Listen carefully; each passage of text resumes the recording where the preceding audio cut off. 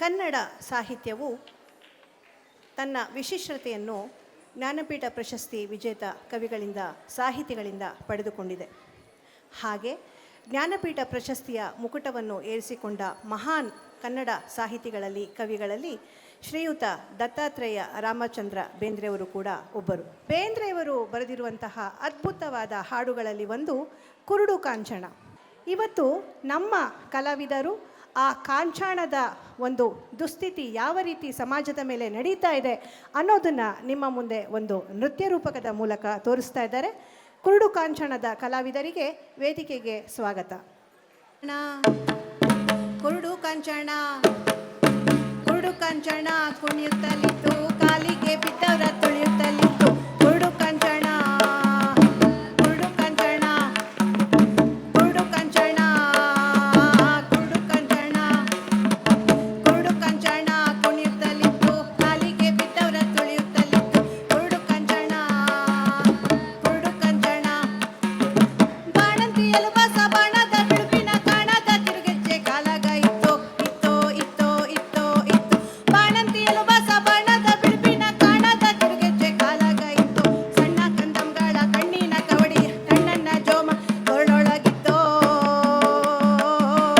ಕುರುಡು ಕಾಂಚನ ಕುರುಡು ಕಾಂಚನ ಕುರುಡು ಕಾಂಚನ ಕುಣಿಯುತ್ತಲಿತ್ತು, ಕಾಲಿಗೆ ಬಿದ್ದವರ ತುಳಿಯುತ್ತಲಿತ್ತು.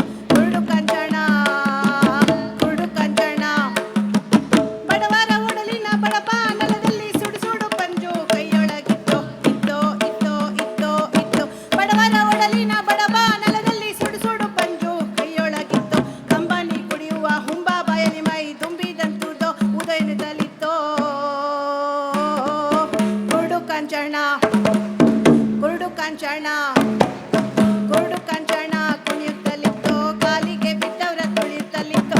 ಕುರುಡು ಕಾಂಚನ ಕುರುಡು ಕಾಂಚನ ಕೂಲಿ ಕುಂಬಳಿಯವರ ಪಾಲಿನ ಮೈದೊಗಲ ಧೂಳಿಯ ಭಂಡಾರ ಹಣೆಯೊಳಗಿತ್ತು ಇತ್ತೋ ಇತ್ತೋ ಇತ್ತೋ ಇತ್ತು. ಕೂಲಿ ಕುಂಬಳಿಯವರ ಪಾಲಿನ ಮೈದೊಗಲ ಧೂಳಿಯ ಭಂಡಾರ ಹಣೆಯೊಳಗಿತ್ತು. ಗುಡಿಯೊಳಗೆ ಗಣ ಮಹಡಿಯೊಳಗೆ ತನನ ಅಂಗಡಿಯೊಳಗೆ ಜನ ನುಡಿಗೊಡುತ್ತಿತ್ತೋ. ಕುರುಡು ಕಾಂಚನ ಕುರುಡು ಕಾಂಚನ ಕುರುಡು ಕಾಂಚನ ಕುಣಿಯುತ್ತಲಿತ್ತು, ಕಾಲಿಗೆ ಬಿದ್ದವರ ತುಳಿಯುತ್ತಲಿತ್ತು.